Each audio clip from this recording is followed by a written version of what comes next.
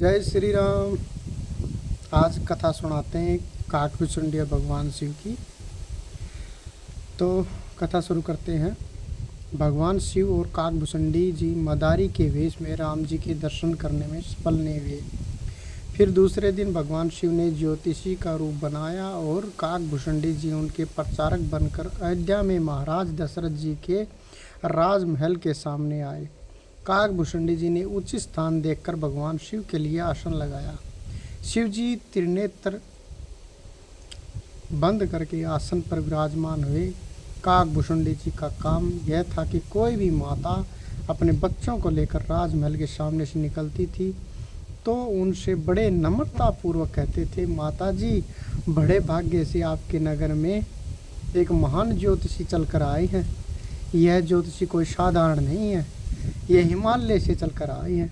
आचार्य शंकर पंडित नाम है इनका।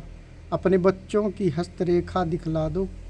भूत भविष्य वर्तमान सब कुछ बिल्कुल स्पष्ट बताते हैं।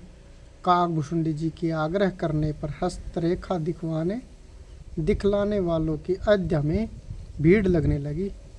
सब कोई अपने अपने बच्चों की हस्तरेखा दिखवाने लगे। भगवान शिव ज्योतिषी का रूप धारण करके बैठे थे, तब कौन ऐसा होगा जो अपने भविष्य नहीं जानना चाहेगा। हस्तरेखा दिखलाने वालों की लाइन लगी। भगवान शिव से क्या छुपा, भगवान शिव तो त्रिकालज्ञ हैं, सब कुछ ठीक ठीक बताने लगे। भगवान शिव मन में विचार करने लगे कि राह चलते हुए लोगों की हस्तरेखा देखने से कोई फायदा नहीं है। यदि कोई मैया ऐसी दिखाई दे जाए जिसका राजमहल से संबंध हो तब बात बनेगी। शिव जी मन में ऐसा विचार कर ही रहे थे, तभी राजमहल की ओर जाती हुई एक दासी भगवान शिव जी दिखाई दी। वह अपने नन्हे से बालक का हाथ थामे हुए राजमहल में प्रवेश कर रही थी। भगवान शिव ने काकभुचुंडी जी से कहा, जल्दी जाओ, वह माई राजमहल में जा रही है, अपना काम वही बना सकती है। किसी भी तरह उसे समझा बुझाकर जल्दी लेकर आओ। शिव जी की आज्ञा मानकर काकभुचुंडी जी शीघ्रता से दौड़कर उस माई के पास गए और कहा, माता जी ऐसा अवसर बार बार नहीं आता।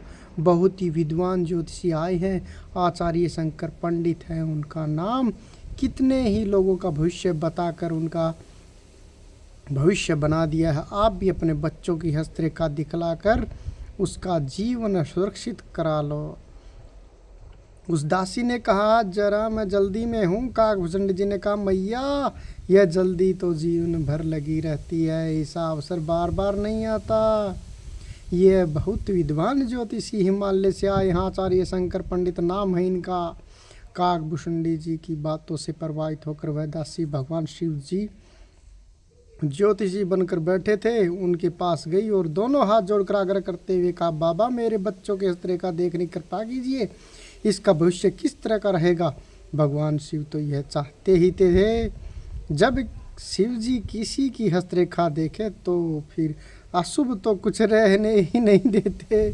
यदि ब्रह्मा जी ने भाग्य में कुछ दोष लिख भी दिए हो तो भगवान शिव उस दोष को मिटाने में समर्थ हैं।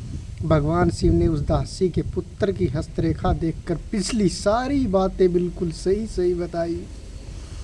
उस दासी को पक्का भरोसा हो गया, यह ज्योतिषी कोई साधारण नहीं है। वह शिव जी के चरणों में गिर गई, विनती करने लगी, बाबा मैं आपको दक्षिणा में क्या दूं, आप ही बता दीजिए। भगवान शिव ने कहा, भाई आप हमें दक्षिणा में क्या दोगी, जहाँ से आपको मिलता है वहीं से हमें कुछ मिल जाए, ऐसा प्रयास करो। राजमहल में प्रवेश मिल जाए ऐसी योजना बनाओ। उस दासी ने कहा, बाबा मैं अवश्य प्रयास करूंगी।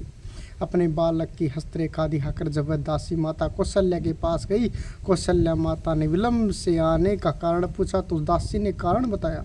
कहा, माता जी राजमहल के सामने एक बहुत विद्वान ज्योतिष आए हुए हैं। कौशल्या माता ने कहा, इसमें कौन सी नई बात है, इतना बड़ा नगर है, ज्योतिषी तो आते जाते रहते हैं। उस दासी ने कहा, माता वह ज्योतिषी ऐसे वैसे नहीं है, सुना हिमालय से आए हैं, मेरे बालक की हस्तरेखा देखी तो सब कुछ सही सही बता दिया। मैं तो चाहती हूँ कि अपने लल्ला की हस्तरेखा भी उन्हीं से दिखला ले।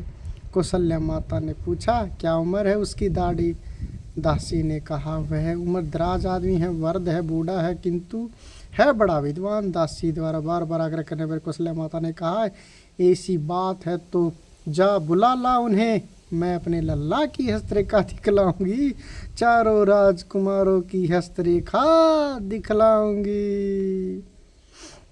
अब तो वह दासी प्रसन्न होते हुए दौड़कर वापस गई और ज्योतिषी महाराज से कहा, बाबा काम बन गया, कृपा होगी, माता जी ने तुम्हें राजमहल में बुलाया है। भगवान शिव ने काकभूषण जी से कहा, बच्चा अब देर मत कर, काम बन गया, समेटो अपना सामान, उठाओ अपनी झोली।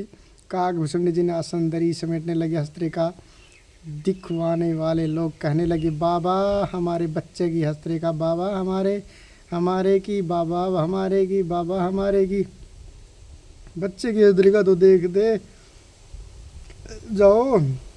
भगवान शिव जी ने कहा, बस हो गया, तुम्हारे हाथ के बहाने हम हमारा ही हाथ देख रहे थे। शिव जी और काकभूषण जी ने शीघ्रता से राजमहल में प्रवेश किया। मुख्य द्वार पर जैसे ही यह दोनों पहुंचे तो राजमहल की एक दासी ने उन्हें द्वार पर ही रोकते हुए कहा, देखो यह राजमहल है, यहाँ व्यवस्था के अनुसार चलती है। काकभूषण जी ने कहा, हमें महल में बुलाया गया है। मुख्य द्वार की दासी ने कहा, मुझे पता है, लेकिन महल में उससे ही प्रवेश मिलेगा जो हस्तरेखा देखने वाली ज्योतिषी है। आप दोनों में से कौन हस्तरेखा देखता है? जो हस्तरेखा देखना जानता है केवल वही अंदर जाएगा।